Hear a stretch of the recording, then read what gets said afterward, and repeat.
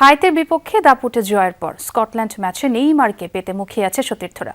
Vini বললেন Neymar তার আদর্শ, আর হাইতি ম্যাচের নায়ক কুনিয়া বলছেন নেইমার এমন একজন নেতা যে ড্রেসিং রুম আর দলের মান দুটোই বদলে দেয়। তবে সেলেসাও শিবিরে কিছুটা চাপ বাড়াচ্ছে রাফিনিয়ার চোট। ভিনিসিয়াসের আশা দ্রুতই চোট কাটিয়ে ফিরবেন রাফা। হাইতির বিপক্ষে ৩-০ গোলের জয়ের পরও পুরোপুরি সন্তুষ্ট নন ব্রাজিল কোচ কার্লো আনচেলোত্তি। বরং তিনি এখন চোখ রাখছেন গ্রুপের শেষ ম্যাচে, যেখানে স্কটল্যান্ডের বিপক্ষে মাঠে নামতে যাচ্ছে সেলেসাওরা। সেই ম্যাচেই দীর্ঘ প্রতীক্ষার অবসান ঘটিয়ে ব্রাজিলের জার্সিতে ফিরতে যাচ্ছেন তারকা ফরোয়ার্ড নেইমার। ম্যাচ শেষে আনচেলোত্তি নিজেই নিশ্চিত করেছেন নেইমার স্কটল্যান্ডের বিপক্ষে খেলার জন্য প্রস্তুত থাকবেন।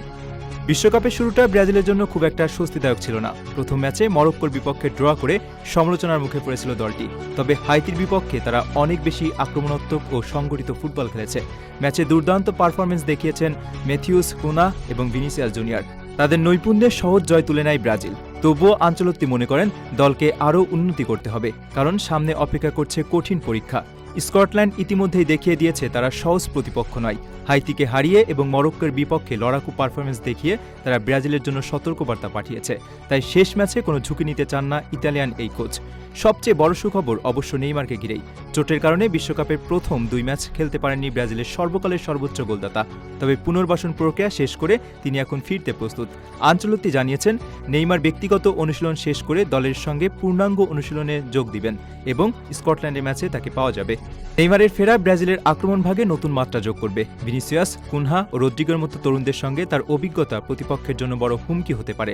বিশেষ করে বড় ম্যাচে নেইমারের সৃজনশীলতা এবং গোল করার ক্ষমতা ব্রাজিলকে বাড়তি আত্মবিশ্বাস দিবে।